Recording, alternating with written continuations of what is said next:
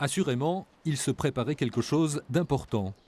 Ils y travaillaient tous ensemble depuis 3 jours, les petits plats dans les grands, pour l'inauguration officielle. La place de Colombelle s'est remplie.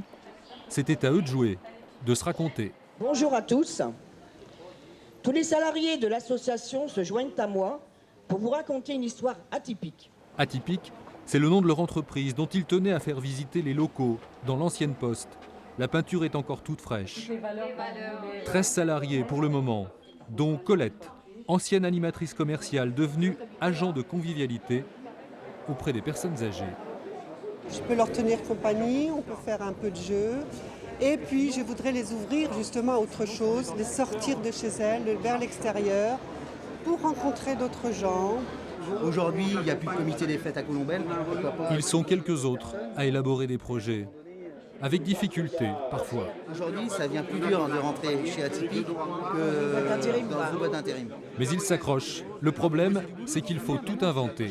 Alors, le plus difficile, c'est qu'on est en fait sur des emplois qui sont de territoire. Il y a cet aspect en fait où on ne doit pas détruire d'emplois, ce qui est normal, hein. Et surtout on doit donc trouver des emplois qui sont complémentaires, qu'on appelle nous interstitiels, et qui permettent en fait de ne pas être sur le champ de la concurrence. Et ça ne les empêche pas d'espérer une trentaine de salariés d'ici la fin de l'année. C'est pour ça qu'on a l'impérieux devoir de réussite. Il ne faut pas qu'on se plante. C'est long à construire l'utopie.